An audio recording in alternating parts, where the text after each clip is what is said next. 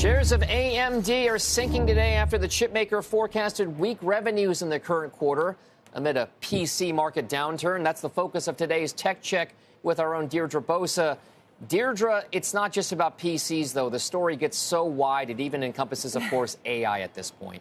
Exactly. AMD, like a number of other chip makers, which you're referring to, it is a battleground stock for that reason. Investors, they're trying to balance that short-term slowdown in PCs and data center with that longer-term secular promise of what else? Generative AI. Now, today, the bears are in control, focusing on that disappointing guide and falling margins, bringing shares back to ground somewhat after a 30% rise this year. So a few key questions going forward. One, is this the bottom of the current cycle as CEO Lisa Su positioned the quarter? And two, can AMD be a real player in this AI race? Here's what she said about the latter. We're actually at the beginning of an inflection point in the cycle. So, we're sizing the AI market in the cloud to be upwards of $60 billion over the next 3 or 4 years. So we're at the very early stages.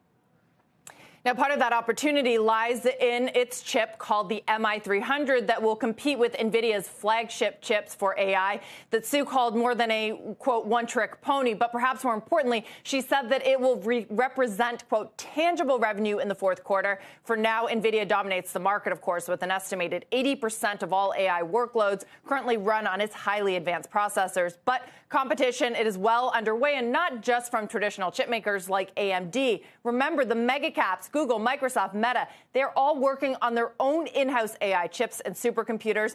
Apple, which reports tomorrow, will be a chance for investors to hear how it is developing its own AI technology, which it certainly is, guys.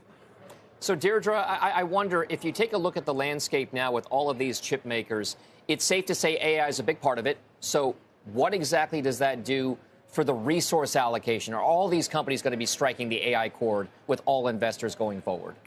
Well, that's why you have the mega cap companies who don't traditionally make their own chips in-house starting to do this and working on this. Apple, for example, has been working on it for years. So they're trying to make it more efficient, more lower cost, avoid that middleman. Remember that Apple did that for its personal computers, and some of the other companies are trying to do that in data centers. So that cuts out players like Intel and AMD. It remains to be seen, certainly, if they can do that in the AI space and create a better chip than NVIDIA, for example. But these are all, this is part of this massive platform shift that is changing, everything we know about technology. Deirdre, thank you. Not the first time, not the last time we're going to hear from you on this.